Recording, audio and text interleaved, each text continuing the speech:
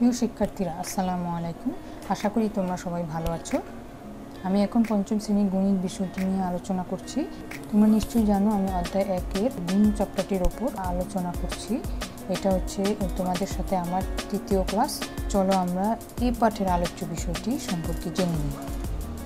আমাদের এই পাঠের আলোচ্য বিষয়টি হচ্ছে গুণ ও শূন্যের মধ্যে সম্পর্ক কী। ইতিমধ্যেই তোমরা গুণ কী এবং গুণ করার প্রক্রিয়া সম্পর্কে জেনেছো। আশা করি এই ক্লাসটির মাধ্যমে তোমরা গুণ ও শূন্যের মধ্যে সম্পর্ক কী সে সম্পর্কে বিস্তারিত জানতে পারবে। চলো আমরা মূল অংশে চলে যাই।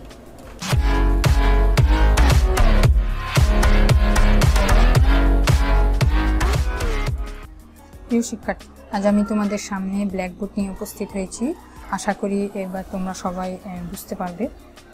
আজ আমি তোমাদেরকে গুণ চ্যাপ্টার ওপর 3 নং ক্লাসটি নিয়ে আলোচনা করব। সেটি হচ্ছে গুণ ও শূন্যের মধ্যে সম্পর্ক। চলো আমরা দেখে নিই গুণ ও শূন্যের মধ্যে সম্পর্ক কিভাবে বুঝতে পারবো। এখানে লক্ষ্য করো, 2টি গুণ দেওয়া রয়েছে। আমরা প্রথম অঙ্কেই দেখতে পাচ্ছি 78কে 63 দ্বারা গুণ করতে বলা হয়েছে। লক্ষ্য করে দেখো, 78 এই সংখ্যাটির মধ্যে আমরা কোনো শূন্য দেখতে পাচ্ছি না। এটা একটি পূর্ণ সংখ্যা, অর্থাৎ গুণকের মধ্যে আমরা কোনো শূন্য দেখতে পাচ্ছি না। তোমাদের বোঝার সুবিধার জন্য আমি পাশাপাশি লিখে দেখালাম। এখানে লক্ষ্য করো, এখানে 780কে 630 দ্বারা গুণ করতে বলা হয়েছে। এখন আমরা কিভাবে গুণ করব? শিক্ষার্থীরা, এখন আমি 78কে 63 দ্বারা গুণ করে দেখাবো। এটা আমরা সাধারণ নিয়মেই গুণ করব। আমরা পূর্বের ক্লাসে গুণ করার প্রক্রিয়া যতগুলো পদ্ধতি শিখে এসেছি, সেই পদ্ধতিগুলোর যে কোনো একটি পদ্ধতি প্রয়োগ করে আমরা এখানে গুণ করব। এখন আমি ব্রেন টেকনিক অবলম্বন করে গুণটি করে দেখাচ্ছি। তোমরা ইচ্ছা করলে ক্যারিং, ফিঙ্গার, রাফ যে কোনো পদ্ধতি অবলম্বন করে গুণটি সম্পন্ন করতে পারো। আচ্ছা, চলো দেখে নিই। আমরা এখন গুণকের একক স্থানীয় অঙ্ক অর্থাৎ 3 দিয়ে গুণ শুরু করবো। এটা তোমরা অবশ্যই মনে রাখবে। আচ্ছা, 3 8 24, 24-এ 4, হাতে আছে আমার 2। এটা আমি যেহেতু ব্রেন টেকনিক অবলম্বন করেছি, সেহেতু আমি এটা মনে মনে কল্পনা করব যে আমার হাতে 2 রয়েছে। এখন 3 7 21, 21-এর সাথে 2 যোগ করলে হবে 23। আচ্ছা, এখন আমি নিচে শূন্য বসাবো। কেন? তোমরা অবশ্যই জানো যে এখানে ক্রসের পরিবর্তে আমাদেরকে শূন্য লিখতে হবে। যেহেতু আমাদের একক স্থানীয় অঙ্কের কাজ শেষ, তাহলে আমরা এখানে একটি শূন্য বসিয়ে দেব। এখন আমরা দশক স্থানীয় অঙ্ক অর্থাৎ 6 দিয়ে গুণ করব। 6 8 48, 48-এর আমি 8 বসাবো। আমার হাতে থাকছে 4, 6 7 42, 42-এর সাথে আমি 4 যোগ করে দেব। আচ্ছা, 4 যোগ করলে হবে আমার 46। তাহলে আমি যোগ করে দিই। 4 8 আর 3 11, 11 1। এখানে আমি কল্পনা করব আমার হাতে 1 রয়েছে। আচ্ছা, এখন আমি পরবর্তী সংখ্যা যোগ করি। 6 2 8 আর পূর্বের 1 আমি যোগ করে দিয়ে হবে 9। তাহলে এখানে যেহেতু কোনো সংখ্যা নেই, তাহলে আমি এটা সরাসরি বসাবো। আশা করি তোমরা গুণটা বুঝতে পেরেছো। আমি গুণ করার প্রক্রিয়া ক্লাসে বিস্তারিত আলোচনা করেছি। তোমরা যারা এই ক্লাসটা মিস করেছো অবশ্যই দেখে নেবে, তাহলে আশা করি এই বিষয় পরিষ্কার হয়ে যাবে। আচ্ছা, এখন আমি তোমাদেরকে যে বিষয়টি দেখাবো সেটা হচ্ছে আমাদের এই ক্লাসটির বিষয় হচ্ছে গুণ ও শূন্যের মধ্যে সম্পর্ক। এখানে লক্ষ্য করে দেখো, 780 ডান পাশে একটি শূন্য রয়েছে এবং 630-এর ডান পাশে একটি শূন্য রয়েছে। অর্থাৎ এখানে সংখ্যা ও শূন্যের মধ্যে একটি সম্পর্ক রয়েছে। অর্থাৎ আমাদের এই বিষয়টি হচ্ছে গুণ ও শূন্যের মধ্যে সম্পর্ক। এটা আমরা কয়ভাবে করতে পারি? আমরা এই গুণটি 2 ভাবে করতে পারি। আমি 2টি প্রক্রিয়াই তোমাদেরকে দেখাবো। প্রথমটি হচ্ছে, প্রথমে আমি শূন্য সংখ্যাটিকে আলাদা করে নিলাম বোঝার সুবিধার জন্য। এখন আমি কি করব?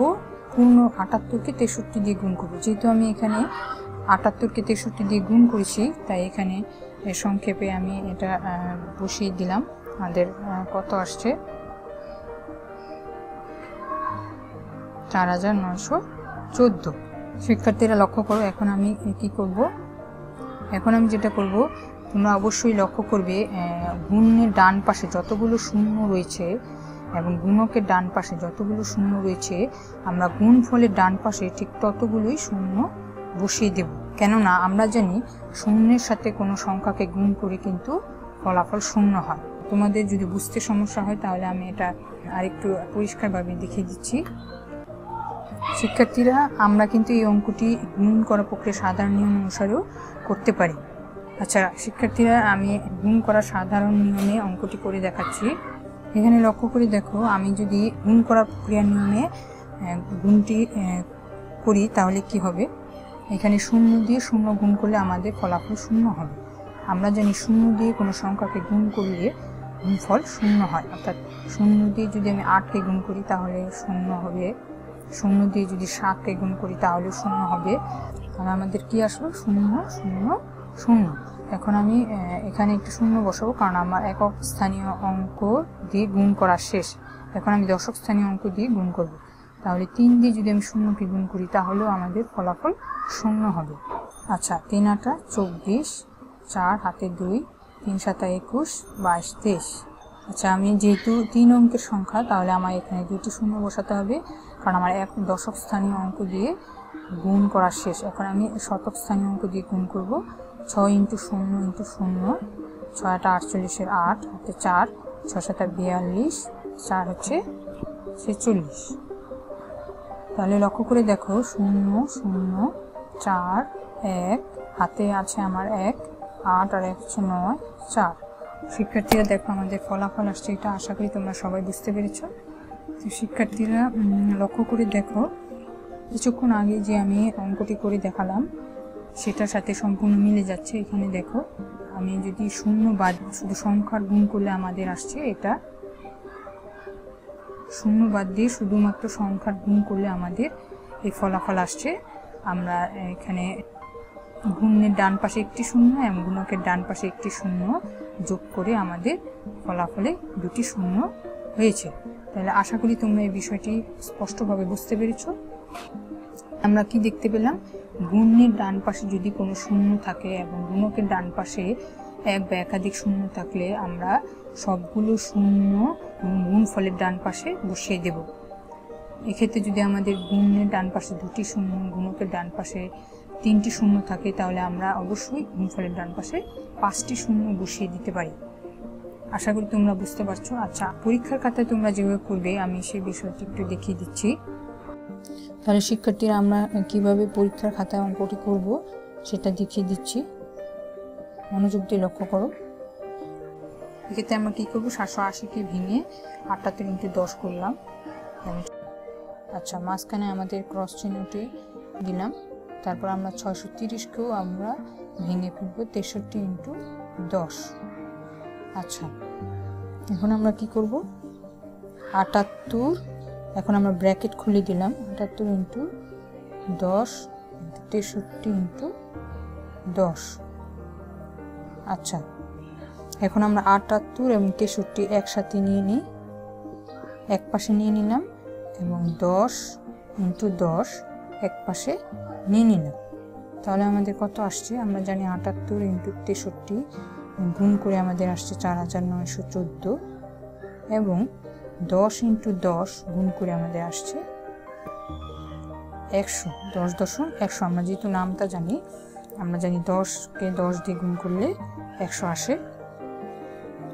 এখানে লক্ষ্য করো, 4914 সাথে আমি যদি 100 গুণ করি তাহলে কত আসছে? 4914 0 × 0 করলে আমাদের ফলাফল আসছে এটা। অর্থাৎ পরীক্ষার হলে আমরা এইভাবেই করব। আশা করি সবাই বুঝতে পারছো, ভয় পাওয়ার কিছু নেই, এটা খুব সহজ একটা পদ্ধতি। আচ্ছা, আমি তোমাদের বইয়ে যেটা দেখানো হয়েছে সেটা একটু সেই বিষয়টি নিয়ে একটু আলোচনা করি। এটা হলো 78 × 10 = 4914। আচ্ছা, এখন যদি আমি 78-এর সাথে 10 গুণ করি তাহলে হচ্ছে আমার 780 × 63। এক্ষেত্রে তোমরা লক্ষ্য করো, আমরা 0 বাদ দিয়ে শুধুমাত্র 78 এবং 63কে গুণ করব, তাহলে আসছে আমাদের 4914, এবং গুণের ডান পাশে একটি 0 রয়েছে, তাহলে আমরা একটি 0 বসিয়ে দেব। যতগুলো 0 থাকবে আমরা ফলাফলের ডান পাশে ততগুলো 0 বসিয়ে দেব। আশা করি বুঝতে পেরেছো। এখানে গুণকের ডান পাশে কোনো 0 নেই, তাহলে আমরা কোনো 0 বসাবো না। এখন যদি আমি আবার 63কে 10 দিয়ে গুণ করি তাহলে আমার আসছে কত? 780 × 630। এক্ষেত্রে আমরা কি করব, এক্ষেত্রে আমরা একই নিয়ম প্রয়োগ করব, অর্থাৎ 78কে 63 দিয়ে প্রথমে গুণ করব, তাহলে আসছে 4914। এবং দেখো আমরা প্রথমে 78 এবং 63কে গুণ করব, গুণ করলে আসছে আমাদের 4914। অর্থাৎ এখন আমি কি করব, ফলাফলের সাথে দুটি শূন্য বসিয়ে দেব, কেননা আমি দেখতে পাচ্ছি এখানে গুণের ডান পাশে একটি শূন্য রয়েছে এবং গুণকেরও ডান পাশে একটি শূন্য রয়েছে। যদি কোনো অঙ্কের গুণ এবং গুণকের ডান পাশে এক বা একাধিক শূন্য থাকে, সেক্ষেত্রে আমরা এই নিয়ম প্রয়োগ করব। আশা করি তোমরা সবাই বুঝতে পারছো। শিক্ষার্থীরা, এই ক্ষেত্রে যদি আমি এটার সাথে 10 এবং এটার সাথে 100 গুণ করি, তাহলে আমাদের ফলাফল কি হবে? এক্ষেত্রে তোমরা লক্ষ্য করো, 10 দিয়ে গুণ করলে হবে 7800 এবং 63-র সাথে 100 গুণ করলে হবে 6300। তাহলে আমাদের ফলাফল কি হবে? ফলাফল কিন্তু একই হবে, 4914। কিভাবে আসলো তো তোমরা অবশ্যই বুঝতে পারছো। প্রথমে আমি 78 এবং 63কে গুণ করব, গুণ করলে আসছে আমাদের 4914।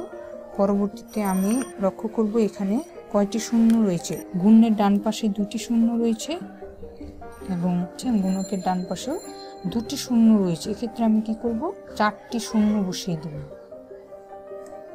4টি শূন্য বসিয়ে দেব। আশা করি তোমরা সবাই বুঝতে পারছো।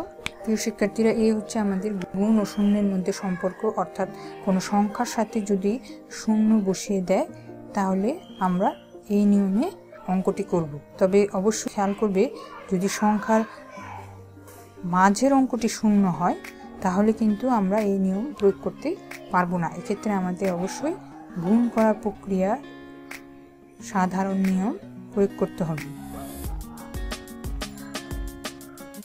এক্ষেত্রে আমাদের অবশ্যই গুণ করার প্রক্রিয়ার সাধারণ নিয়মটি আমরা শিখে এসেছি, সেটি অবশ্যই সাধারণ নিয়মে করতে হবে। তাহলে শিক্ষার্থীরা, আজ এই পর্যন্তই। আশা করি তোমরা সবাই বুঝতে পারছো। আমাদের পরবর্তী ক্লাসটি হচ্ছে কীভাবে খালি ঘর পূরণ করে আমরা গুণ করতে পারি। তাহলে আজ এই পর্যন্তই, ধন্যবাদ।